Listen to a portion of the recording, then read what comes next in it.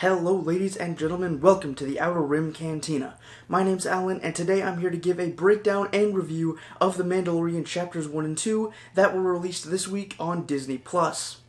I'm going to be doing one of these every Saturday after we get a new episode each Friday. I will be talking about spoilers in these, so if you haven't watched the episodes yet and want to go into them completely surprised, then you probably shouldn't watch this video. If you don't care about spoilers or have already seen the episodes, then let's get started. The first episode we got on Tuesday with the launch of Disney Plus took me and a lot of other people by surprise, being the first episode of the first live-action Star Wars show. As a brand new medium for Star Wars, I think Dave Filoni did a fantastic job at setting the overall tone and introducing us to the character of the Mandalorian. The beginning of Chapter 1 almost felt like something we'd get out of an animated show like The Clone Wars or Rebels, but at the same time felt like something that could belong in the films. The Mandalorian, of course, draws a lot of attention walking into the bar on the ice planet that we don't get to learn the name of. He's quickly berated by some thugs that are roughing up a blue alien that I don't know the species of. The Mandalorian fights the thugs, and of course puts them both down, and this is also where we get the scene of that Quarren getting chopped in half by the door, which we've seen in a lot of the trailers leading up to the show's debut. We then learn that the blue alien that was being harassed is actually the Mandalorian's bounty, and then he gives one of the best lines in the whole episode in my opinion, which is, quote, "I can bring you in warm, or I can bring you in cold," as he reaches for the blaster pistol at his side.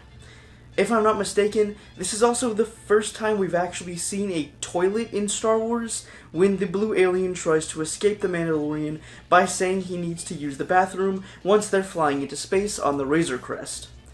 I haven't seen a whole lot of people talking about that, but it's just something I found interesting and kind of funny.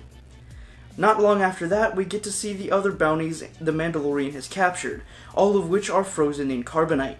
We're introduced to Carl Weathers' character, who seems to be one of the high-ranking members of the Bounty Hunters Guild, and the one who gives the Mandalorian all of his jobs.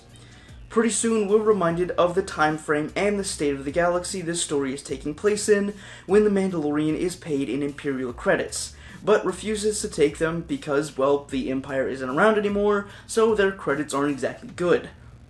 Of course, Weathers' character offers to pay in another form of currency, but can only pay half the bounty instead of the full amount. The Mandalorian then gets told about a highly secretive bounty from someone with very deep pockets, and we get a little Easter egg when the Mandalorian questions whether the job is coming from the underworld, which was supposed to be the title of George Lucas' original live-action Star Wars show that was conceptualized way back in 2005. We then get to see the Mandalorian walking through a town on a still unknown planet, and finds out that his new secret job is coming from the remnants of the Empire. We get to see Werner Herzog's character for the first time, who is supposedly some sort of high-ranking Imperial, likely a Moff. This scene is interesting for a number of reasons, one being that it really shows the state of what's left of the Empire since the Battle of Endor. The Stormtrooper's armor is scraped up and dirty, clearly not up to code. One of them is holding a CR2 instead of the standard issue E11, and all of the troopers seem extra jumpy and quick to start shooting, instead of simply threatening the Mandalorian with the power of the Empire, like we see a lot in the other stories that take place during the Galactic Civil War. Once everything is settled down, Herzog's character tells the Mandalorian about the job. They don't have any traditional means for tracking the bounty, like a hollow image of the target or even a tracker. All they knew is the target's last projected location, and that they're 50 years old. The payment for the job also turns out to be a container of Beskar, or Mandalorian iron, which is some of the strongest metal in the galaxy, even able to withstand lightsaber strikes. To prove that the Empire has the Beskar, and as a little forward payment for the job, the Mandalorian is given a slab of Beskar with the Imperial symbol stamped on it. After that, we see the main character go to some kind of underground space where a bunch of other Mandalorians, along with some children, are sitting around talking and playing games. The Mandalorian takes the slab of Beskar to a blacksmith within what looks like either a clan hideout or base or some kind of Mandalorian guild. I'm not quite sure. He gives the Beskar to the blacksmith, and she begins to melt it down, forging it into a silver shoulder plate, which replaces one of the reddish ones we see the Mandalorian wear in the first part of the show. In the scene, we hear the two talk about foundlings and how our main character was once one of them. From the way everything is framed and the tone of the music during the scene, I can only guess that receiving a new piece of Beskar armor is like some kind of rite of passage for Mandalorians. It remains to be seen whether this rite of passage only applies to foundlings, which I guess are people who were orphaned or left alone and brought into the Mandalorian culture, or if all Mandalorians have to earn their Beskar. Overall, I got the vibe that this show will be going back to the more Legends-like lore of the Mandalorians instead of what we see in the Clone Wars show, which I'm all for because to this day, I think Karen Traviss did a much better job at Mando lore in the now Legends Republic Commando books than what we have in canon. In that same scene, we get to see a bit of the flashback we saw in one of the last trailers, where it looks like a young Pedro Pascal is running away from two super battle droids with his parents as their village is attacked by the Separatists during the Clone Wars. I'm certain we'll see more of that flashback later on as we learn even more about the Mandalorian as a character and individual. But for now, that's all we get to see of his past in the first episode, and even the second episode for that matter. Moving on from that, the Mandalorian travels to what might be Tatooine, I'm not entirely sure, and is almost immediately attacked by two blurgs as soon as he steps off his ship. He gets saved by an Ugnaught that's traveling by, and is offered assistance because the Mandalorian isn't the first bounty hunter to come looking for the target, except all the other bounty hunters before him hadn't survived. The Mandalorian gets help from the Ugnaught and eventually makes it to some kind of pirate base or hideout. He then meets with an assassin droid named IG-11, who basically goes in guns blazing and starts attacking the pirates, only to repeatedly try and self-destruct when it looks like his mission won't be completed, which honestly, I relate to way too much. Whenever life gets a little bit hard, just self-destruct. The Mandalorian offers to partner up with the droid and split the reward, and the two fight off the remaining pirates together and locate the target.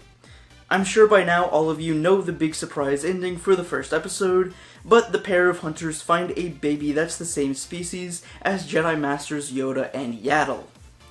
The IG droid has orders to bring in the target dead and tries to kill it, but since the Mandalorian's employers prefer the target alive, and because it was an orphan baby, he shoots the IG droid in the head. That's where Chapter 1 leaves off, and by the end of the episode I realized I was wearing a stupid grin on my face throughout the whole thing. Even though the Mandalorian is in this brand new medium that Star Wars hasn't explored yet, it still felt so right.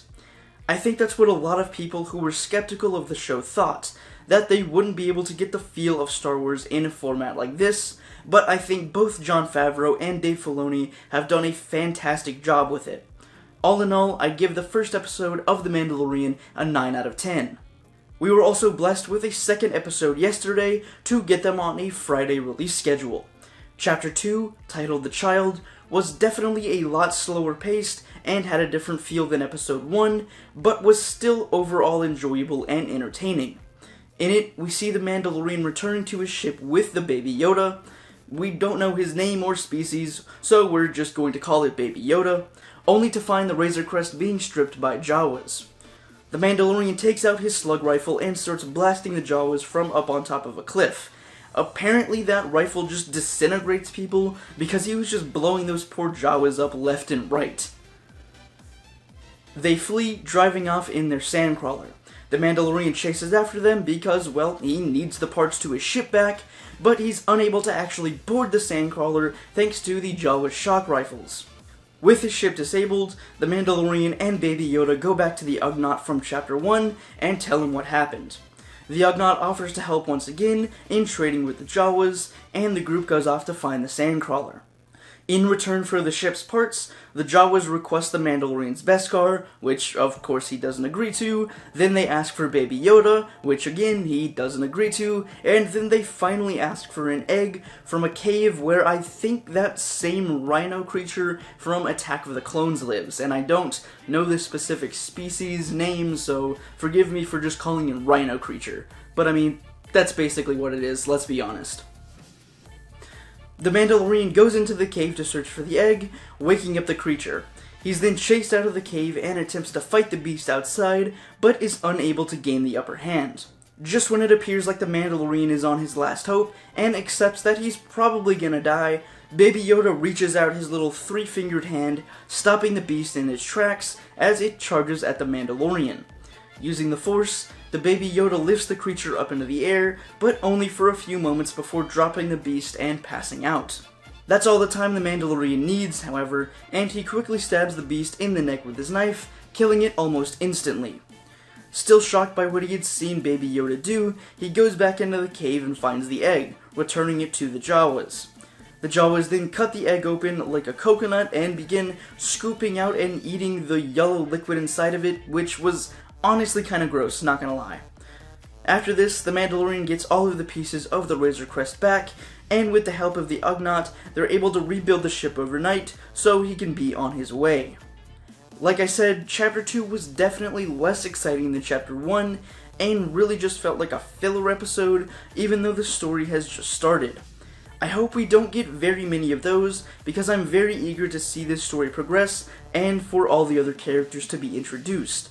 I'm also very interested in seeing what happens with Baby Yoda, now that the Mandalorian appears to be taking him back to the Imperials. We'll just have to wait until next week to find out.